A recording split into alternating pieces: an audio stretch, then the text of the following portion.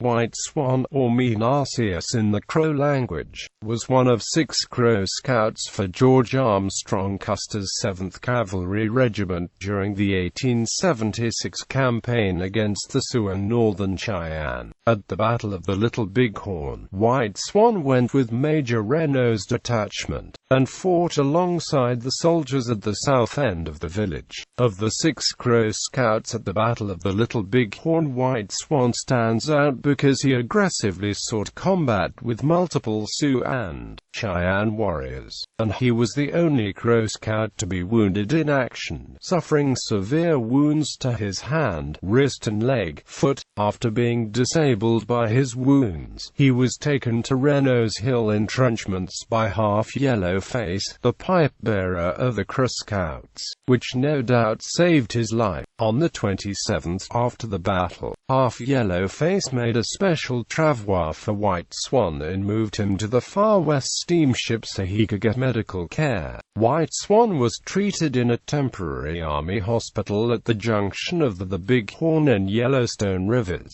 at the Crow encampments on Prairie Creek. Other returning scouts reported that White Swan had died, but he survived his wounds. Following the Battle of the Little Bighorn, White Swan continued for 5 years to serve as a scout with the U.S. Army, though he was significantly disabled. He had a severely deformed right wrist and hand, and he limped from the wound in his leg from wounds received at the battle on the Little Bighorn. In photographs, White Swan also had a scar on his forehead where he'd been struck with a war club in a separate battle with a Sioux warrior. Either from this blow or from other sources, White Swan could not hear and thus was unable to speak in his later life. Eventually he was awarded a small army pension. In White Swan's later life he lived at the Crow Agency, after it had been moved in 1884 to its present site in the Little Bighorn Valley in Montana, close to the site of the battlefield. When he could no longer be an Army Scout, White Swan began to produce drawings that represented key events in his life, including events of the Battle of the Little Bighorn. These drawings were bought by visitors to the Crow Agency and the nearby Custer battlefield, providing White Swan with a welcome source of income. These drawings have now been discovered by collectors and their artistic value has been recognized. They have recently become the subject of collectors' exhibitions, books and university theses, and prints of his drawings are now commercially produced.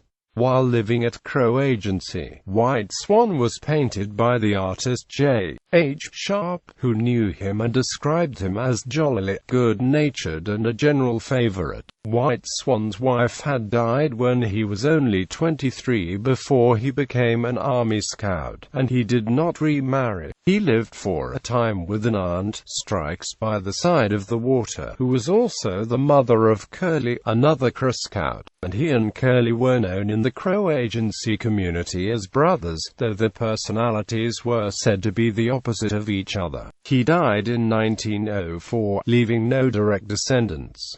He is buried in the National Cemetery at the Little Bighorn battlefield, although his early death, and his inability to hear and speak left him out of the limelight that later fell on the other surviving Crow Scouts. His outstanding bravery during the battle and his artistic ability established an enduring legacy. Biography. Early life. Names. White Swan was born in approximately 1851, though some sources state his birth date was in 1850 or 1852. He had been raised in the traditional manner of his tribe, and would have acquired warrior status in his early teens through deeds of bravery. White Swan married, but his wife died in 1873, before his enlistment as an Army Scout. He never remarried. In historical references, White Swan is also referred as Strike's enemy, and White Goose, or Mee-nah-tsee-us in the Crow language. Enlistment with the 7th Infantry. Early skirmishes on April 9, 1876. Col. John Gibbon went with Lt. James Bradley to the Crow Indian Agency, which was then located on the Rosebud River in Montana, to recruit Indian Scouts. In an embarrassing 2-hour council, the chiefs of the Mountain Crows expressed the reluctance to help the expedition. They pointed out that Indian warriors traveled light and fast and struck quickly, but the soldiers marched slowly with wagons and thus never found the enemy. Fortunately for Gibbon, the young Crow braves sought adventure, and on April 10, 1876, some 25 Crows were enlisted for 6 months in the 7th Infantry by Lt. James Bradley, Chief of Scouts, including White Swan and Half Yellow Face. On April 13, 1876, the Crow Scouts went with Gibbon's 7th Infantry force of 477 persons, as they marched down the Yellowstone to the mouth of the Bighorn River, arriving on April 20th. Gibbon then moved downstream along the Yellowstone from the Bighorn to Rosebud Creek. The Crow Scouts skirmished with Sioux Scouts as the Sioux village passed from Tongue River to the Rosebud Valley in May 1876. Gibbon's column rendezvoused on June 21, 1876 with General Terry's column at the mouth of Rosebud Creek. Scouting activities with Custer's 7th Cavalry leading up to the Battle of the Little Bighorn. On June 21, White Swan was detached from the 7th Infantry to go with the 7th Cavalry, along with 5 other Crow Scouts who were Half Yellow Face. White Man runs him, goes ahead, Hairy Moccasin, and Curly. The 7th Cavalry, under the command of Lt.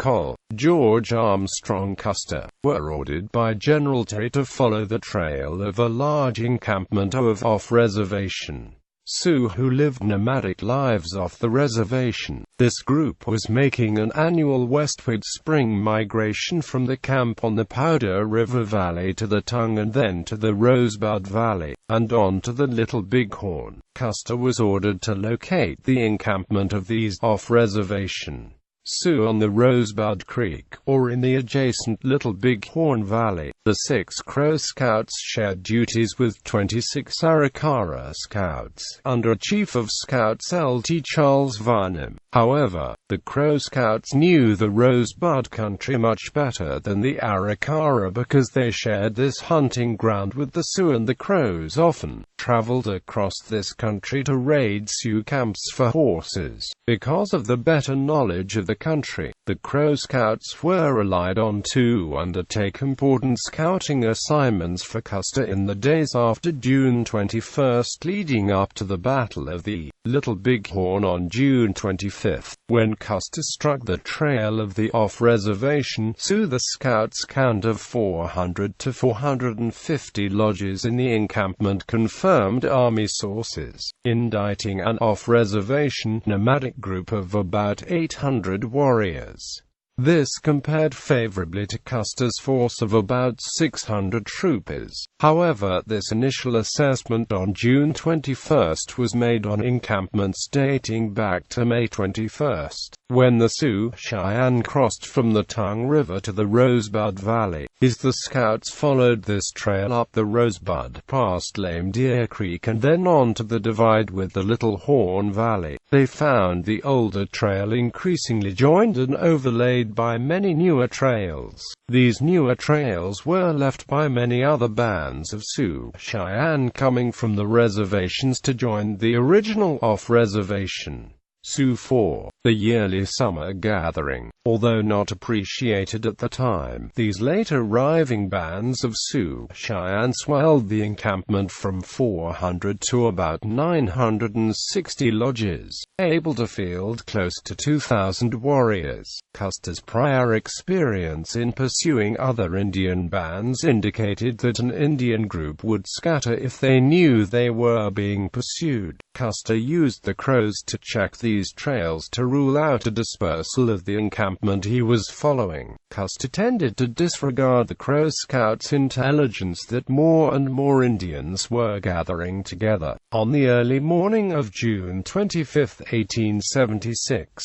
White Swan and other Crow Scouts ascended a high point on the divide between the Little Bighorn River and Rosebud Creek. For this lookout point, the Scouts saw very large horse herds on the western margins of the Little Bighorn Valley, some 15 air miles away. These large horse herds indicated an unexpectedly large Sioux-Cheyenne encampment. The encampment itself was out of sight on the valley floor. The Crow Scouts questioned the wisdom of attacking such a large encampment. However, Custer was focused on his concern that his force had been detected that morning by Sioux Scouts, and he feared that if he did not attack at once, the large encampment would break up into many smaller bands which would scatter in all directions, thus escaping and avoiding the decisive engagement the army hoped for. Custer therefore made plans for an immediate attack, and as he proceeded down Reno Creek toward the Little Bighorn Valley, he created 4 separate detachments intended to prevent the encampment from scattering and to strike the village from different directions. Reno with 3 troops would attack the south end of the village. Custer with 5 troops would attack the north end of the village, and Benteen with 3 troops would scout briefly to the south, and then join the battle to assist the other detachments. Lt. McDougal's remaining troop would act as rear guard protecting the pack train, wounded in action at the Battle of the Little Bighorn. As the Battle of the Little Bighorn unfolded, White Swan and the Chief Crow Scout Half Yellow Face, along with Arikara Scouts, accompanied the detachment under Major Reno. The Indian Scouts were told to stampede the horse herd on the western margins of the camp. Reno's detachment charged the south end of the village as ordered, but as warriors poured out to defend the village, Reno ordered the troops to dismount and form a skirmish line. This outpouring of Sioux warriors frustrated the plan of the Scouts to stampede the horse herd, and the Scouts, including White Swan and Half Yellow Face, began to fight alongside the cavalrymen. They were soon engaged in furious combat with Sioux and Cheyenne warriors.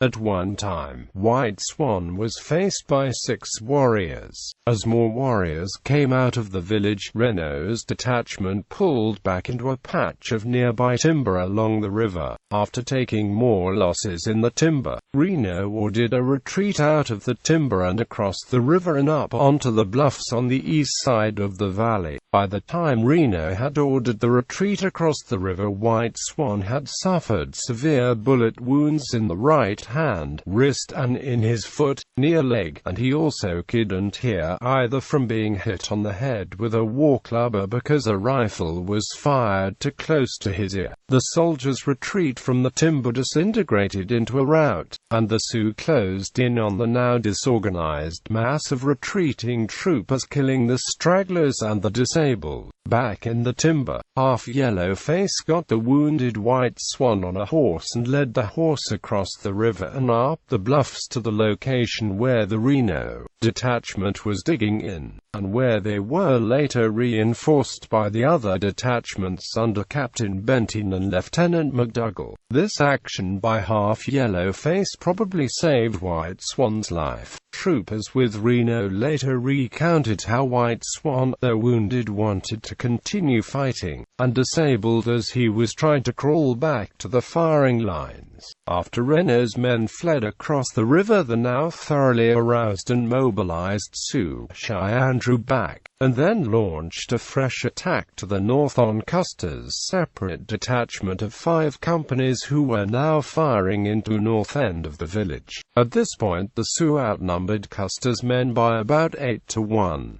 Custer's detachment was first driven back to a low ridge east of the valley, and then overwhelmed and wiped out to the last man. This intense engagement lasted about an hour during the afternoon of June 25, 1876, after which the warriors returned to press the attack on Reno's entrenched position on the bluffs. The next day, June 26, Sioux scouts reported the approach from the north of the large army column under Generals Terry and Gibbon. The Sioux and Cheyenne ended the siege of Reno and Benton and hastily broke camp and withdrew south up the Little Bighorn Valley. Medical care following the battle. Disability. The next day, June 27, 1876, Half Yellow Face made a horse travois designed to carry the wounded White Swan in a sitting position, and used this to carry him about 12 miles from the battle site to the steamer far west on the Bighorn River so White Swan could get more medical care. White Swan was carried on the far west down the Bighorn to the Yellowstone, where he was left in a temporary hospital facility with some of the less seriously wounded soldiers. Almost immediately after the battle, the three scouts White Man runs him, goes ahead, and Harry Moccasin left for the main Crow encampment, which was 2 sleeps away on the mouth of Pryor Creek,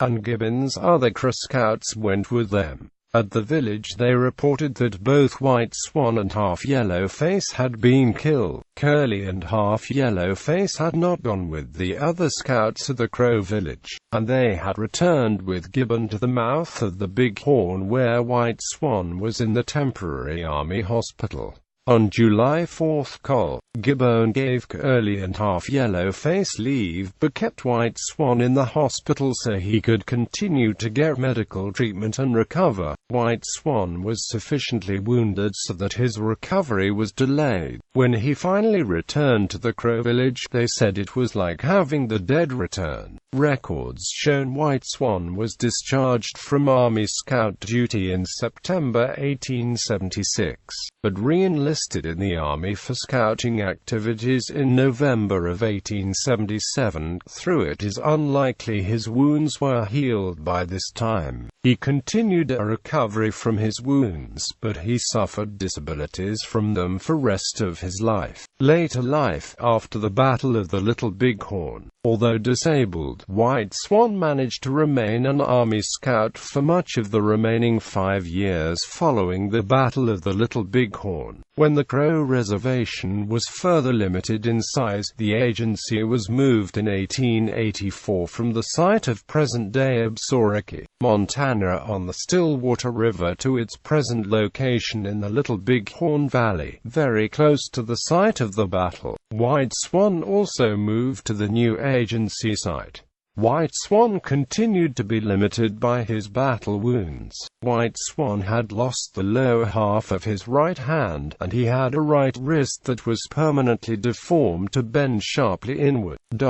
He also limped from the bullet wound in his leg and/or foot. He was deaf and dumb, reportedly from the stroke to his forehead by a war club in a battle with a Sioux warrior, probably at a time different than the Little Bighorn battle. J. H. Sharp, the noted Western painter, came to know White Swan while he was living at Crow Agency, Montana, and painting the Crow people. Sharp painted White Swan. He made this note to accompany the painting: Reno scout in Custer battle, wounded many times, picked up in battlefield 2 days later, deaf and dumb from stroke of war club in forehead. A good artist in Indian picture writing. Jolly, good-natured and a general favorite, a full brother and direct opposite in character of Curly, Custer's scout. Quote, although White Swan was quite limited in speech, probably due to being deaf, White Swan could still communicate by using the sign language of the Plains Indians. Statements from White Swan's army pension file indicate that his wife had died in 1873, before he enlisted as an Army Scout, and he never remarried. The 1885 census recorded him as living with a widowed aunt named Strikes by the side of the water. This aunt was the mother of Curly, another Crow Scout, which would make White Swan and Curly cousins, though the artist, J. H. Sharp, knew White Swan as the brother of Curly.